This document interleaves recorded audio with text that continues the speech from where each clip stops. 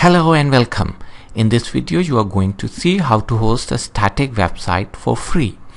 You can go on to your AWS console by clicking on this icon and then click on S3, and you have to create a new bucket. First you have to write the name of bucket which will hold the data, the files, and then click on ACLs enabled. That means access control list, and uncheck block of public access because you want the world to see to visit your website, and click on create bucket. Now you can see this bucket is created here. Click on this bucket link, and now you are going to upload some files. Click on upload and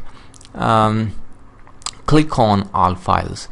This is a sample HTML file homepage. I'm going to select it. This is the file, and the cloud practitioner, and this is the HTML of this file.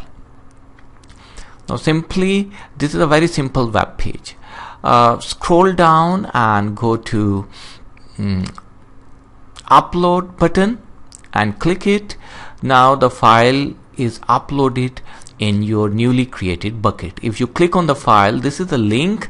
You can copy it, and this is a URL which will be helpful, which will be used to access the website. If I click on this, now if this website is not accessible, we have to do one or two more tasks.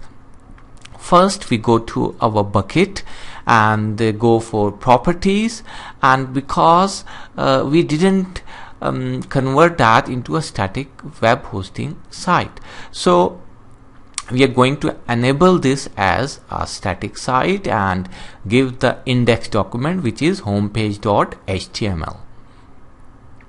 Now saving this option, and in the actions column menu, we are going to select make it public and clicking on make it public, and when we are done, we can go to our page and refresh it, and here is the website. So this is how you can upload and make it public.